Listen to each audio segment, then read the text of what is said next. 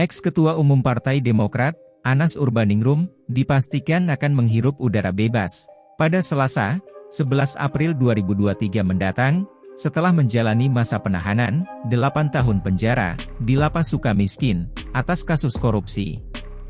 Atas penetapan pembebasan tersebut, para loyalis serta sahabat Anas Urbaningrum akan menggelar acara penyambutan. Rencananya, para sahabat Anas Urbaningrum akan mulai mendatangi Lapas Sukamiskin sekitar pukul 14 waktu Indonesia Barat.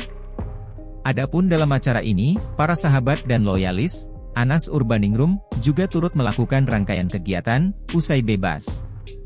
Setelah Anas Urbaningrum keluar dari Lapas Sukamiskin sekitar pukul 14 WIB, rombongan Kata Kornas sahabat Anas Urbaningrum, Muhammad Rahmat, akan menuju ke rumah makan Ponyo, Cinunuk, untuk buka puasa bersama.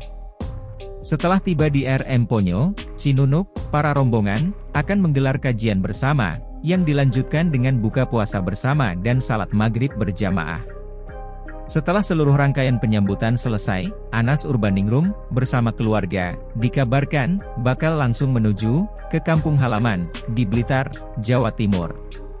Dalam agenda penyambutan Anas Urbaningrum ini, Rahmat menyatakan ada beberapa penetapan yang harus dipatuhi setiap sahabat dan masyarakat yang hadir. Adapun hal yang harus dipatuhi yakni sebagai berikut. 1. Dress code putih, kaos oblong, kaos berkerah, kemeja, koko, dan lain-lain putih, dan bawahan bebas.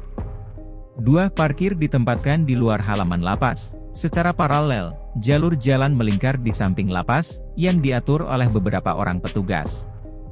3. Diimbau untuk tidak membawa atribut apapun, termasuk tulisan-tulisan. Tidak diperkenankan membawa senjata tajam, atau bahan yang mudah terbakar.